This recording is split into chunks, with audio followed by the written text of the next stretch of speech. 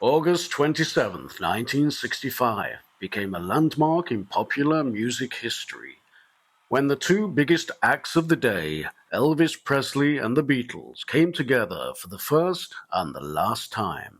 We met Elvis.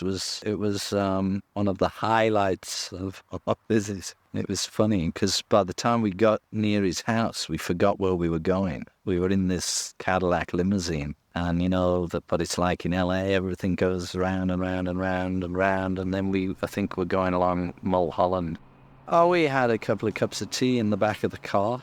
And by the time we got to Elvis's house, we forgot where we were going. It didn't really matter where we were going. Bel Air, actually. And, this meet was arranged. We were going to go and see him. I was pretty excited about it all. And we arrived.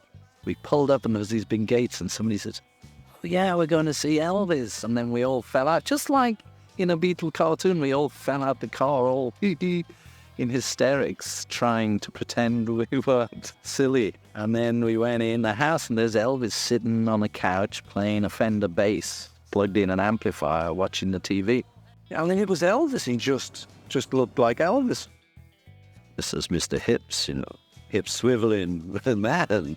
And he was playing Low Nurse Sam all evening. He had it on jukebox. He just played it like endlessly. That was like the record of the moment for him. So it was great to see, he's a music fan. He's not just, because that was one of our big records at the moment too. He had a TV going all the time, which is what I do anyway.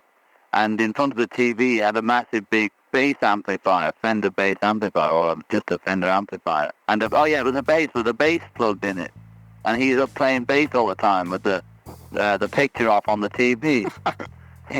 So we just got in there and played with him. We all plugged in what was ever around. We all played. I never jammed with Elvis at all. John jammed with Elvis. I think it was because he had a bass there.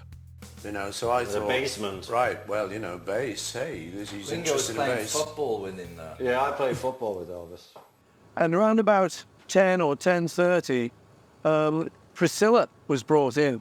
I got this picture of her as a sort of Barbie doll with gingham, kind of purple gingham and a gingham bow in her very beehive hair. I don't remember. I spent most of the party trying to suss out from his gang if anybody had any reefer.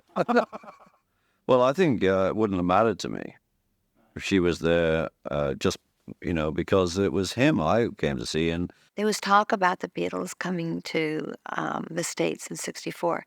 Brian Epstein, knowing how much the Beatles idolized Elvis, admired him, got a hold of Colonel Parker to see if there was any kind of arrangement that could be made, to get them to meet.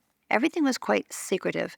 Not a big deal was made about it because no one wanted it to get out in the press, especially Colonel Parker, and he would say how, no one could say anything. He waited last minute to tell us all the plans and what was happening. Elvis kind of just went along with the program. I mean, we were looking forward to meeting, though, or it was in the evening. What was shocking was that fans were lining up and coming around the gate and knew something was going on, knew the Beatles were coming, and we were going, well, how could this happen? This was all very secretive. All of a sudden, there's over 100 fans out in front of the gate waiting for them to come. And we learned later that Colonel planned all of that, but we just couldn't figure out how they all knew. Jerry Schilling and I greeted them at the door, and we led them into, kind of showed them around a little bit briefly, and then Elvis was waiting for them in the den. They were so cute. They were so cute. They were so excited, but so nervous. You could hear a pin drop when they walked in. They looked around the room, they came in, they're kind of looking, and, all they cared about was, seeing Elvis. They were excited, but holding it back. They wanted to be respectful, but I was amazed at how shy they were. They were totally speechless. They were truly like kids, meeting their idol, especially John Lennon. John was shy, timid, looking at him. I mean, I really believe that he just couldn't believe that he was actually there with Elvis Presley. It was a little bit awkward because they just kept looking at him and not really saying anything. And it felt like it was a long time. But Elvis just said, guys, if you're just going to stand around and stare at me, I might as well just do my own thing. And he grabbed a bass guitar. I heard later that Paul had told Jerry, once he picked up that bass guitar, I knew I was in. And he started playing bass. And then that just lightened up the whole evening. And then it was like joking around a little bit after that. I think that Elvis, walked away from that thinking that these were good kids, that they've already sensed, their popularity. But I think that knowing that they were in the States and they were getting a lot of recognition, that he wished them a lot of luck and well-being. Before they left, they invited Elvis to visit the house they were leasing a few days while they were here. And Elvis said, he didn't know what his schedule was, but I do know a couple of the boys went. I think Jerry went. I don't know if Joe went, but I do know that maybe Alan and Richard Davis had gone over. And they came back and said, boy, they were great to hang out with. And that John had said to Jerry, I couldn't believe that he was in front of me. He said, if it wasn't for him, we wouldn't be here. All his gang, the Memphis Mafia, whatever they call them, all those guys.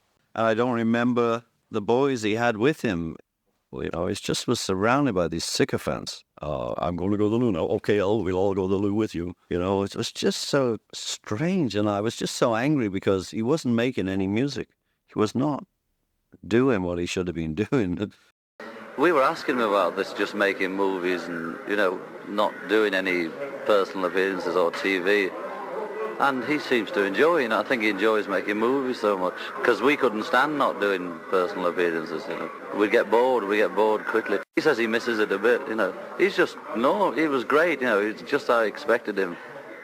And it just sort of faded out. You couldn't get close. It's not like we could have become good friends. It was impossible. It was great. It was great. It was one of the great meetings in my life. It was amazing. I mean, it was just like a dream, really, meeting Elvis. We'd fantasized about him since we were kind of young teenagers, and here he was in the flesh. And I think the most amazing things, besides actually just meeting him, was he had the first remote television channel changer that we'd ever seen, because it was that year when they came out, and he was just aiming it at the TV and the channels were changing. We go, whoa, he is indeed the mighty God. We can turn the channels without approaching this television set. So we were very impressed by that. I mean, the saddest part is now, years and years later, we found out that he tried to have us banished from America because he was very big with the CIA and everything. And that's very sad to me, that he felt so threatened that he thought, like a lot of people, that we were bad for the American youth.